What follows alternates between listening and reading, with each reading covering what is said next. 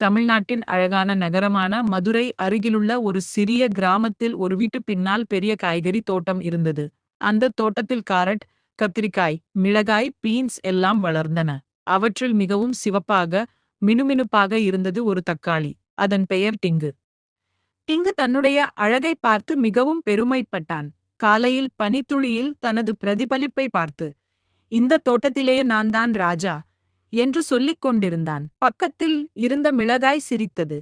ராஜாவா, சாம்பாரில் போகும் ராஜா என்று கிண்டல் செய்தது. கத்திரிக்காய் சொன்னது, ஒரு நாள் சமையலறை சென்றால்தான் தெரியும். சமையலறை என்ற வார்த்தையே டிங்குவுக்கு பயமாயிருந்தது. ஒரு நாள் தோட்டக்காரர் கூட எடுத்து கொண்டு வந்தார். அடடா, அறுவடை நாள் என்று காரட் கிசுகிசுத்தது. ஒன்றன் பின் ஒன்றாக காய்கறிகள் கூடையில் போடப்பட்டன. டிங்குவும் மெதுவாக எடுத்து செல்லப்பட்டான். அவன் உள்ளத்தில் பயம் நிரம்பியது. இதுதான் என் முடிவா என்று நினைத்தான். வீட்டுக்குள் கொண்டு போனார்கள். அங்கே வெங்காயம், பூண்டு, மசாலா எல்லாம் மேசையில் இருந்தது. டிங்கு கண்களை மூடிக்கொண்டான். ஆனால் அந்த வீட்டு பெண் சொன்னாள், இன்று சாம்பார் இல்லை. பாப்பாவுக்கு ஜலதோஷம். சூடான தக்காளி சூப் செய்வோம். டிங்குவுக்கு ஆச்சரியம். அவன் நறுக்கப்பட்டு அடுப்பில் வேக வைக்கப்பட்டான். முதலில் கொஞ்சம் வலி இருந்தது. ஆனால் அவன் நினைத்தான், நான் யாருக்காவது உதவப் போகிறேனே, அதுவே பெரிய விஷயம். சிறிது நேரத்தில் சிவப்பாக மணமுடன் சூப் தயாரானது.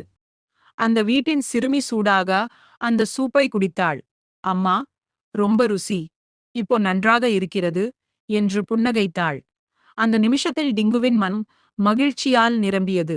அவன் புரிந்து கொண்டான், அழகாக இருப்பது முக்கியமில்லை, மற்றவர்களுக்கு பயன் அளிப்பதே உண்மையான பெருமை. அதன் பிறகு அந்த தோட்டத்தில் காய்கறிகள் எல்லாம் டிங்குவைப் பற்றி பெருமையாக பேசின.